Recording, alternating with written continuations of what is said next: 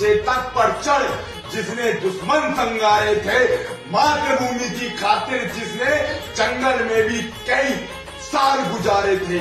जी हाँ, आज मैं वीर शिरोमणि महाराणा प्रताप और मेरे सबसे बड़े आदर्श, मेरे लिए भगवान तुल्य, उनके बारे में मैं आज बात करने आ गया हूँ। मेरी इतनी औकात नहीं कि मैं इतने वीर योद्धा के बारे में आपको ज्ञान दे सकूं। अगर कुछ भी मुझसे भूल चूक हो तो मुझे क्षमा करिएगा। मैं आज आपको बताता हूँ वो महान योद्धा जिसने इलाके रख दिया था मुगल सल्तनत को, जिसके अकबर कांपता था, इतना कांपता था कि आखिरी में अकबर को दिल्ली भागना पड़ा, लेकिन चित्तौड़गढ़ और मेवाड़ पे वो राज शासन नहीं कर सका। 1540 को 9 मई 1540 को हमारे महाराणा प्रताप जी का जन्म कुंभर नामक जिले में होता है।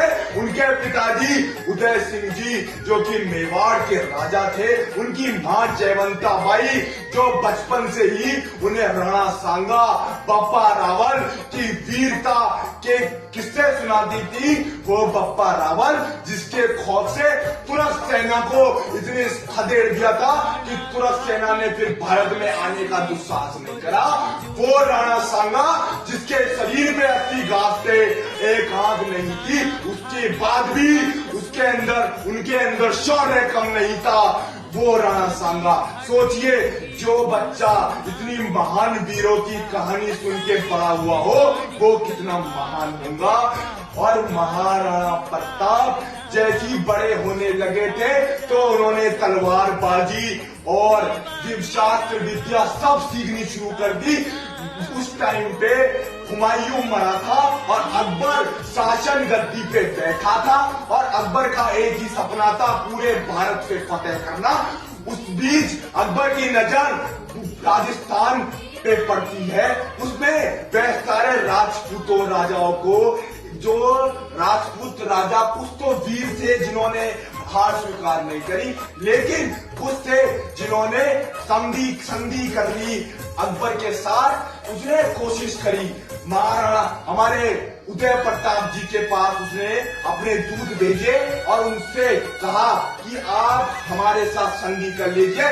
तो लेकिन हमारे उदय सिंह जी ने ये जवाब दिया कि हम तो अपना राजा एक लिंग जी को मानते हैं, हम किसी को अपना राजा नहीं। और ये लगा लीजिए उदय सिंह जी ने कुछ भी हो गया हो लेकिन कभी भी हार स्वीकार नहीं करी, अकबर को चुनौतियां ही देते रहे। और उसके बाद हमारे उदय सिंह जी का स्वर्गवास हो जाता है। उसके बाद जो उदय सिंह जी के जो एक और बच्चा होता है जगमल, उनको राजगद्दी सौंप दी जाती है, क्योंकि जो उनकी सबसे प्रिय उदय सिंह जी की पत्नी थी, उन्होंने उदय सिंह जी से एक वादा ले लिया था कि आपके जाने के बाद जगमल ही राजगद्दी पे बैठेंगे।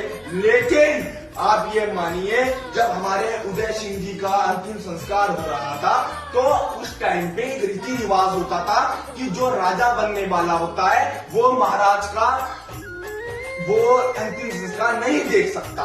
तो लोगों ने महाराणा प्रताप को उदय सिंह जी के अंतिम संस्कार में देखा तो लोगों को यह आश्चर्य हुआ कि हमारे महाराणा प्रताप जी वहां क्या कर रहे हैं। तो किसी ने हिम्मत करके पूछा तो हमारे प्रताप जी ने ये कहा बड़े सूक्ष्म शब्दों में, मेरे पिताजी ने जगमल को राजा बना दिया है मेवाड़ का, मुझे इसलिए मैं यहाँ पे हूँ। लेकिन उसी टाइम मेवाड़ की जनता ने विरोध कर दिया।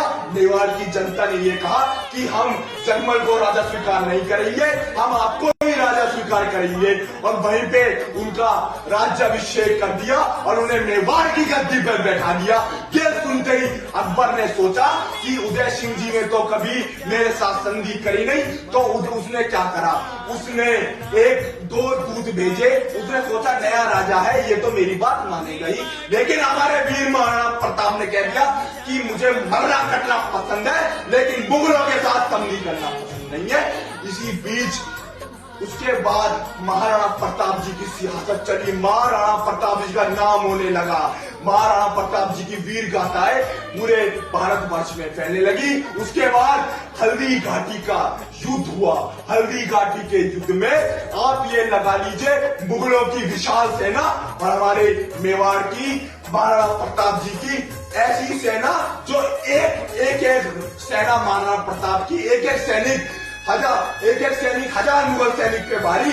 उसी बीच जो जय सिंह नेतृत्व कर रहा था उस टाइम जंग का, तो उसमें बहलोल खान, क्योंकि मैं आपको बताता हूँ, बहलोल खान तो खड़ा था जय सिंह के आगे। महाराणा प्रताप जी को ये था कि जय सिंह जो है ये ऐसा है, ये कभी संधि की बात करता है, ये कभी भाईचारे की बात करता है, इसको ही सबसे पहले खत्म करना पड़ेगा। तो इसी बीच महाराणा प्रताप हमारे वीर चेतक को रणधीर चौकड़ी भर कर चेतक बन गया, निराला था। महाराणा प्रताप के घोड़े से पड़ गया हवा का पाला था, वो जय सिंह के हाथी की तरफ बढ़ रहा था। हमारा चेतक तो ऐसी था कि हाथी वादी कोई उसके आगे कुछ नहीं था।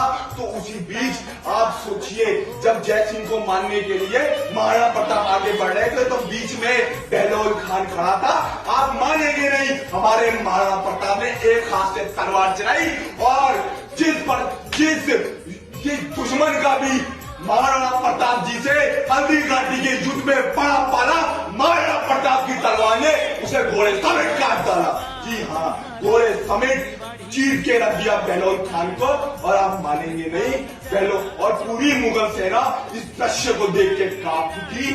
उसी बीच और कुछ तो मुगल सैनिक भागने लगे, इधर त्रासदी मच गई। और उसके बाद ऐसा सिचुएशन आती है कि कहीं चेतक महाराणा प्रताप जी को सैन्य घेर लेती है, तो सैन्य को वो काटते काटते भाग रहे होते हैं। इसी बीच आप देखिए, जो हमारे चेतक होता है, चेतक महाराणा प्रताप जी को बचाता हुआ, चेतक की टांग में तलवार लग जाती है, उसके बाद भी चेतक एक खाई को फांद के महाराणा प्रताप जी को बचा लेता है। सोचिए, उस चेतक उस टाइम के तो घोड़े भी इतने वीर थे जो आजकल के इंसान नहीं है। और महाराणा प्रताप जी ने कभी हार नहीं मानी, चाहे भीलों के यहाँ रोटी खाई हो। और मैं एक बात कह देना चाहता हूँ, ये जातिवाद का जहर तो अंग्रेजों ने बोला था, वरना हमारे महाराणा प्रताप ने तो जंगल में घास की रोटी तक खाई थी।